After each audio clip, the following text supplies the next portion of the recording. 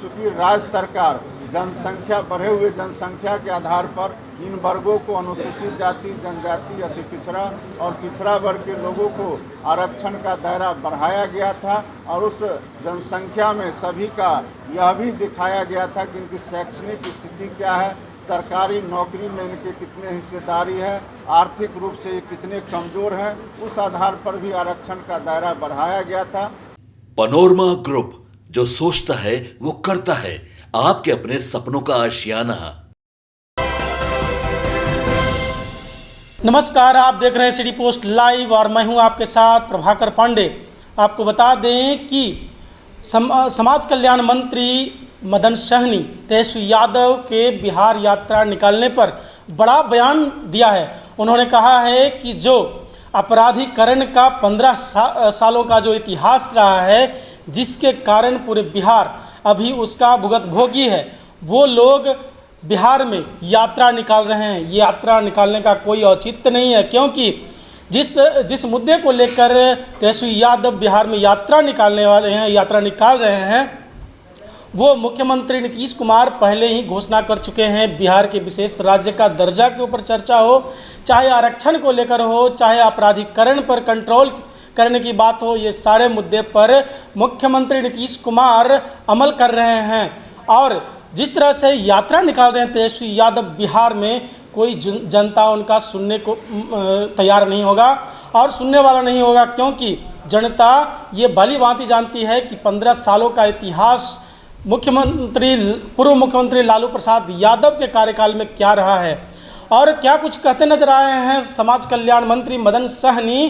पहले आप इनका बयान सुने। कोटा में कोटा देने के बाद हम लोग अभी इस विषय पर बहुत ज़्यादा सुप्रीम कोर्ट का जो आदेश आया है, उस संबंध में हम लोग को अभी अखबार के माध्यम से, न्यूज़ के माध्यम से जानकारी मिली है कि किसी भी राज्य में अगर राज्य सरकार चाहती है कि कोई भी आरक्षित वर्ग है, उसमें सीधा सीधी उनका जो आदेश है वो है क्रीमी लेयर।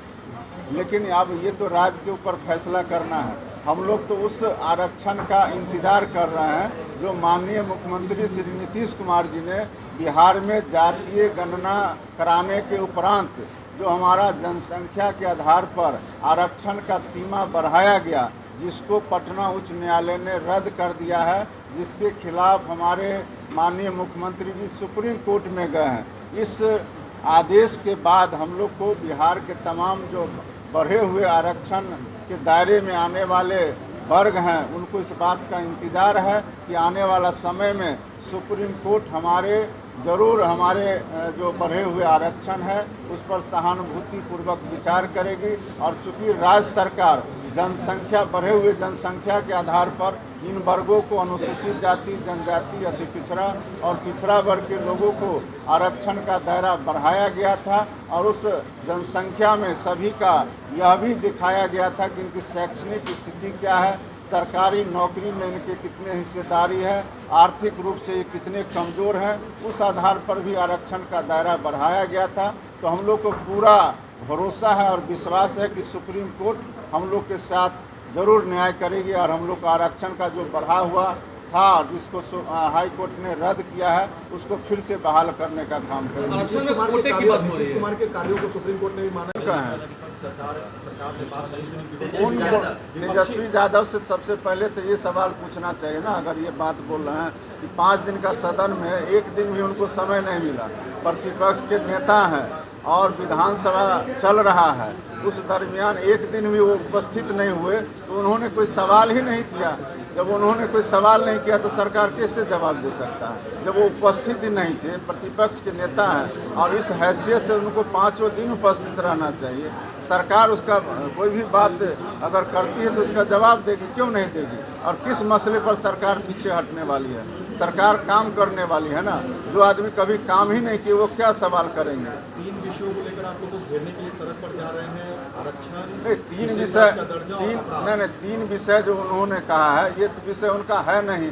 और अपराध पर काबू पाने का काम माननीय मुख्यमंत्री नीतीश कुमार जी ने किया है और आगे भी करते रहेंगे। ये विषय तो उनका है नहीं।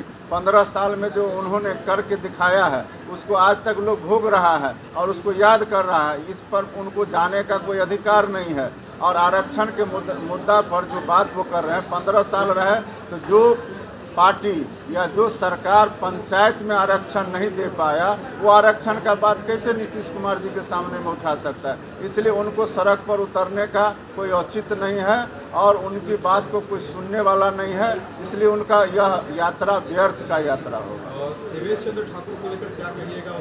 ये उनका व्यक्तिगत बयान है, ये उनका व्यक्तिगत बयान है, लेकिन हम लोग आग्रह करेंगे कि इस तरह के बयान से हमारे नेताओं को बचना चाहिए। लालू यादव की तारीफ कर रहे हैं लहर थी नीतीश कुमार के खिलाफ, ये उनका व्यक्तिगत सोच है, इसमें हम लोग कोई टिप्पणी नहीं। देवेश चंद्र ठाकुर ने कहा कि लालू जी ने समर्थन किया, उससे हमें जीता। ये तो वही जानते हैं, हम लोग नहीं जानते। हम लोग तो सिर्फ इतना जानते हैं कि एनडीए के जितने तमाम वोटर थे, सपोर्टर थे, पार्टी के नेता थे, सभी ने उनको सम्मान दिया, वोट दिया और वो सांसद बने।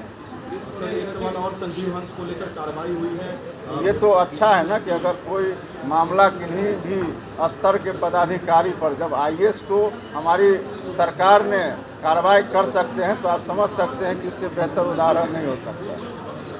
स्मार्ट मीटर को लेकर उन पर आरोप लगा। इसमें सुप्रीम कोर्ट का जब फैसला आ गया है, ये तो इस विषय पर तो जो फैसला आया है उसको सभी लोगों को मानना होगा। अब इसमें हम लोग को कहने के लिए तो कोई औचित्य भी नहीं है, इसलिए जो सुप्रीम कोर्ट का आदेश है वो सर्वमान्य है और इसको सभी को मानना पड़ेगा और मानना चाहिए। राहुल गांधी कह रहे हैं कि फैसला आया है, एक किया है उस पर, अब मेरे घर ईडी जल्दी नहीं आने वाली। अब इस संबंध में हम लोग न जानते हैं, न हम इसमें बहुत ज़्यादा बता सकते हैं। जिनके यहाँ ईडी जाएगा और जो बयान देते हैं वही इसका जवाब भी दे सकते, इसमें हम लोग क्या जवाब दें।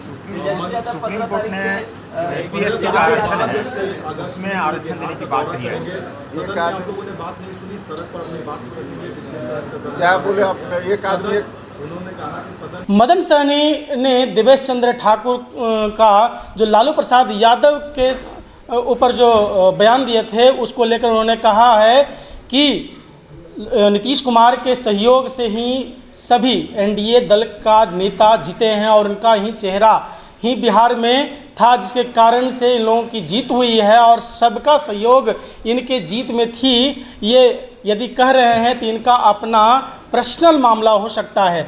इस तरह की बातें कहते नज़र आ रहे हैं मदन सहनी।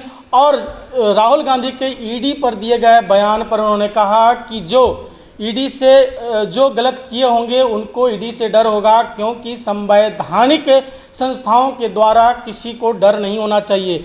जब तक वो गलत ना करे तब तक डरने की कोई बात नहीं है, क्योंकि हम लोग के ऊपर ईडी का कोई ना तो सपना आता है और ना ही इस तरह का भय ईडी से है। यदि किसी को ईडी से डर है तो वो उसी को डर होगा जो गलत किया होगा। इस तरह की बातें कहते नज़र आ रहे हैं मदन सहनी। और उन्होंने कहा कि आरक्षण पर जो कोर्ट फैसला दिए हैं, जो आदेश दिया है, वो राष्ट्र हित में है और ये कोर्ट का फैसला जो है वो सर्वमान्य है। इस पर हम लोग किसी प्रकार का टिप्पणी नहीं कर सकते। और नीट पर दिए गए आदेश पर सुप्रीम कोर्ट का उन्होंने कहा कि हम लोग सुप्रीम कोर्ट के आदेश को स्वागत करते हैं और जो सुप्रीम कोर्ट आदेश देंगे उनका पालन करना सभी को ये सर्वमान्य है। और क्या कुछ कहते नजर आए मदन सहनी, मैंने आपको सुनाया। तो फिलहाल इस खबर में बस इतना ही। आगे के तमाम खबरों के लिए बने रहे मेरे साथ। वीडियो को लाइक करें, शेयर करें, चैनल को सब्सक्राइब करना ना भूलें। धन्यवाद।